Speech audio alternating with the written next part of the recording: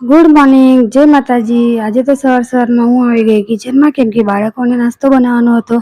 તો બાળકોને લઈ જવા હતા મકાઈના વડા। તો મેં અહીંયા મકાઈનો લોટ બાંધી દીધો, મરચું મીઠું બધા બીજીક મસાલા નાખીને। તો અહીંયા જો વડા મસ્ત મજાના મેં બનાવી લીધા છે અને હવે બધા જ વડા હું તળી લઈશ। થોડા થોડા કરીને બધા વડા તળી લઈશ અને બીજા બધા બાકી છે એ પણ હું તળી લઈશ। સવારમાં બાળકોને નાસ્તામાં આવું ચટપટું આપીએ તો કંઈક ખાવાની મજા આવે। તો અહીંયા જો બાકીના પણ મેં અહીંયા થોડા થોડા કરીને તળી લીધા છે। પછી અનુષ્કાબેન તો બે ગયા ચા નાસ્તો કરવા માટે। બધું કામ પરવારી ફ્રી થાય એટલીમાં પછી આવી ગયા ફર્નિચર વાળા। અને આજે દ્રષ્ટિબેન સ્કૂલમાં નતા ગયા કેમ કે બીમાર પડી ગયા હતા। તો આજે તો છેલ્લો દિવસ હતો એટલે કાકાએ કીધું કે બધું કામ પતાવીને જ જવાનું છે, 1-2 પણ વાગશે કદાચ। તો અહીંયા જો બધું કામ આમ તો પતી જ ગયું છે। રસોડામાં બિલકુલ જગ્યા નથી, જમવાનું બનાવવાનું પણ પ્રોબ્લેમ છે।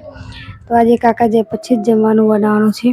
વાટ જોઈ જોઈને થાકી ગયા, હજુ કાકા જતા નતા એટલે પછી મેં જમવાનું બનાવી દીધું વિરાટના પપ્પાની રૂમમાં। તો ત્યાં મૂકી દીધી મેં મઠની દાળ બાફવા માટે।